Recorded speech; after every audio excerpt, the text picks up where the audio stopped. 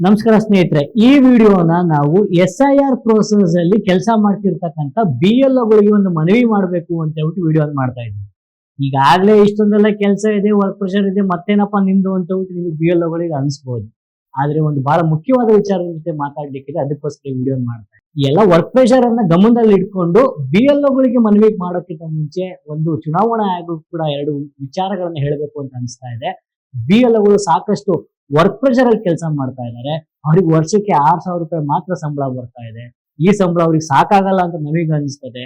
ಈ ಒಂದು ಗೌರವಧನವನ್ನ ನಿಜಕ್ಕೂ BLOಗಳಿಗೆ ಹೆಚ್ಚು ಮಾಡಬೇಕು ಮತ್ತು ಸರಿಯಾದ ಸಮಯದಲ್ಲಿ ಅವರಿಗೆಲ್ಲ ಸಿಗಬೇಕು ಅಂತ ಹೇಳ್ಬಿಟ್ಟು BLOಗಳು ಎಲ್ಲರ ಮುಖಾಂತರ ಚುನಾವಣಾ ಆಯೋಗಕ್ಕೆ ನಾವು ರಿಕ್ವೆಸ್ಟ್ ಮಾಡ್ತೀವಿ. ಅದೇ ತರ BLO ಆಪ್ ನಲ್ಲಿ ಇಂಗ್ಲಿಷ್ ಅನ್ನ ಮಾತ್ರ ಆಫ್ ಮಾಡ್ಕೊಳ್ಳಿಕ್ಕೆ ಸಾಧ್ಯತೆ ಆಗ್ತಾ ಇದೆ. ಕನ್ನಡ ಇದ್ದಾಗ್ಯೂ ಕೂಡ ಕನ್ನಡದಲ್ಲಿ ಇಂಟರ್ಫೇಸ್ ಇಲ್ಲ, ಹಾಗಾಗಿ ಕನ್ನಡದಲ್ಲೂ ಕೂಡ ಕೊಟ್ರೆ BLOಗಳಿಗೆ ಹೆಲ್ಪ್ ಆಗುತ್ತೆ ಅಂತ ನನಗೆ ಅನ್ಸುತ್ತೆ. ಈಗ ಮತ್ತೆ ನಾವು ವಾಪಸ್ ಬರೋದಾದ್ರೆ BLOಗಳಲ್ಲಿ ಕೆಲವು ಮನವಿಯನ್ನ ಮಾಡ್ಕೊಳ್ಬೇಕು ಮತ್ತು ಅದ್ರ ಜೊತೆಗೆ BLA ಅಂದ್ರೆ ಬೂತ್ ಲೆವೆಲ್ ಏಜೆಂಟ್ಸ್ಗೂ ಕೂಡ ಕೆಲವೊಂದು ಮನವಿಯನ್ನ ಮಾಡ್ಕೊಳ್ಳಿಕ್ಕೋಸ್ಕರ ಈ ವಿಡಿಯೋವನ್ನ ನಾವು ಮಾಡ್ತಾ ಇದ್ದೀವಿ. ಸ್ನೇಹಿತರೆ, BLO ಆಪ್ ನಲ್ಲಿ ಕೆಲವು ಬೇರೆ ಬೇರೆ ಕ್ಯಾಟಗರೀಸ್ ಇರೋದನ್ನ ನೀವು ಗಮನಿಸಿರ್ತೀರಿ. ಅದರಲ್ಲಿ ಬಹಳ ಮುಖ್ಯವಾದಂತ 2 ಕ್ಯಾಟಗರಿ ಬಗ್ಗೆ ನಾನು ಮಾತಾಡ್ಬೇಕು ಅಂತ ಅನ್ಕೊಳ್ತಾ ಇದ್ದೀನಿ. ಅದರಲ್ಲಿ ಮೊದಲನೇದು ಪ್ರಾಬಬಲ್ ASD ಅಂತ ಹೇಳಿದ್ರೆ, ಆ ಒಂದು ಕ್ಯಾಟಗರಿಯಲ್ಲಿ ನೀವು ಯಾರನ್ನೆಲ್ಲ ಮ್ಯಾಪ್ ಮಾಡಿರ್ತೀರಿ ಅಥವಾ ಡಿಜಿಟಲ್ ಎಂಟ್ರಿ ಮಾಡಿರ್ತೀರಿ, 85 ವರ್ಷಕ್ಕಿಂತ ಹೆಚ್ಚಾಗಿರೋರನ್ನೆಲ್ಲ ಆ ಕ್ಯಾಟಗರಿಯಲ್ಲಿ ಇಡ್ಲಾಗಿದೆ. ಅಲ್ಲಿ ಇಟ್ಟುಬಿಟ್ಟು ಇವ್ರನ್ನ ವೆರಿಫೈ ಮಾಡಿ ಅಂತ ಹೇಳ್ಬಿಟ್ಟು ಆಪ್ ನಲ್ಲಿ ಕೇಳಲಾಗ್ತಾ ಇದೆ. ಬಹಳಷ್ಟು ಜನ BLOಗಳಿಗೆ ಇದ್ರ ಬಗ್ಗೆ ತರಬೇತಿ ಆಗಿರ್ಬೋದು ಮತ್ತು ಅದನ್ನ ನೀವು ಮಾಡ್ತಿರ್ಬೋದು. ಆದ್ರೆ ಕೆಲವರು ಅದನ್ನ ಮಾಡದೆ ಹಾಗೆ ಬಿಡ್ಬಹುದಾದಂತ ಅಪಾಯವೂ ಕೂಡ ಇರ್ಬೋದು ಅಂತ ನಮಗೆ ಅನಿಸ್ತಾ ಇದೆ. ಯಾಕೆ ಅಂತ ಹೇಳಿದ್ರೆ, ಇವ್ರು 85 ವರ್ಷಕ್ಕಿಂತ ಜಾಸ್ತಿ ಆಗಿರೋ ಕಾರಣದಿಂದಾಗಿ ಇವರು ಬದುಕಿದಾರೋ ಇಲ್ವೋ ಅನ್ನೋ ಒಂದು ಅನುಮಾನ ಚುನಾವಣಾ ಆಯೋಗಕ್ಕೆ ಇದ್ದಂತಿದೆ. ಹಾಗಾಗಿ ಅವರನ್ನ ನಾವು ಹೋಗಿ ಖುದ್ದು ನೋಡಿದ್ದೇವೆ ಮತ್ತು ಇವರು ಬದುಕಿದ್ದಾರೆ ಅಂತ ವೆರಿಫೈ ಮಾಡಬೇಕಾಗುತ್ತೆ. ಈ ವೆರಿಫೈ ಮಾಡದೇ ಇದ್ರೆ ಏನಾಗುತ್ತೆ ಅನ್ನೋದ್ರ ಬಗ್ಗೆ ನಮಗೂ ಕೂಡ ಸರಿಯಾಗಿ ಮಾಹಿತಿ ಇಲ್ಲ. ಯಾಕೆ ಅಂತ ಹೇಳಿದ್ರೆ SIR ಮ್ಯಾನ್ಯುವಲ್ ಅಲ್ಲಾಗ್ಲಿ ಅದ್ರ ಬಗ್ಗೆ ಯಾವುದೇ ರೀತಿಯಾದಂತಹ ಮಾಹಿತಿಯನ್ನ ಚುನಾವಣಾ ಆಯೋಗ ತಿಳಿಸಿಲ್ಲ.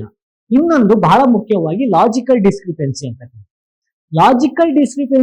ಒಂದು ಕ್ಯಾಟಗರಿ ಇದೆ.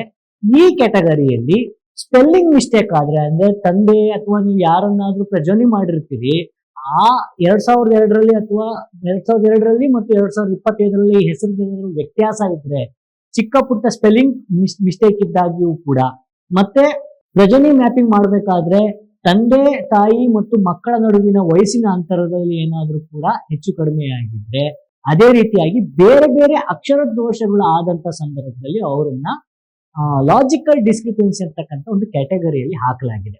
ಇದು ಬಹಳ ಬಹಳ ಮುಖ್ಯ. ಈ ವಿಡಿಯೋ ಮಾಡ್ತಿರೋದೇ ಈ ಒಂದು ಕ್ಯಾಟಗರಿ ಮೇಲೆ.